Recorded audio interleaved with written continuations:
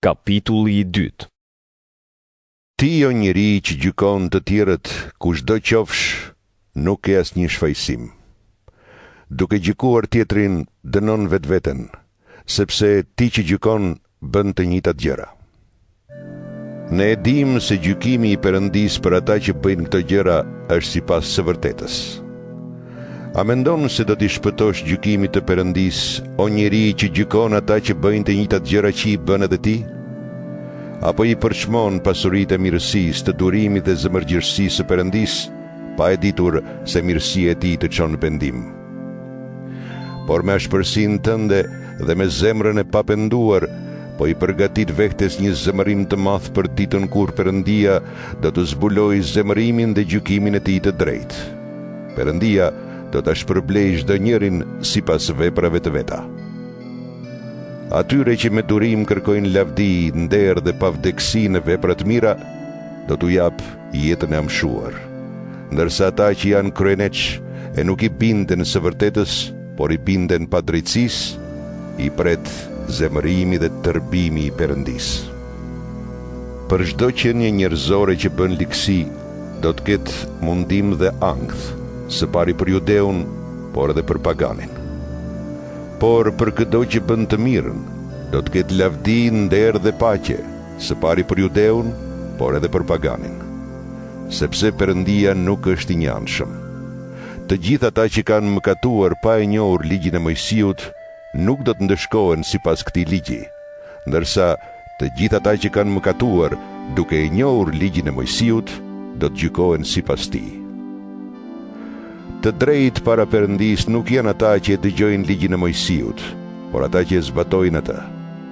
Kur kombet pagane që nuk e kanë ligjin e Mojsiut zbatojnë vetvetiu çfarë thot ky ligj, megjithse nuk e kanë ligjin e Mojsiut, ato veprojnë si ta kishin atë brenda vetes së tyre.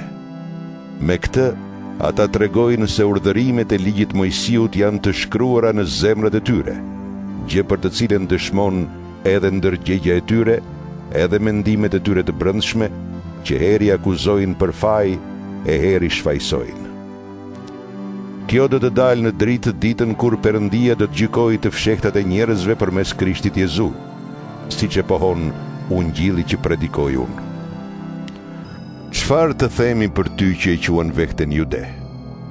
Ti mbështetesh në ligjin e Mojsiut dhe mburresh me Perëndinë. E nje vullnetin e ti dhe ligji i Mojsiut të ka mësuar të dallosh të mirën.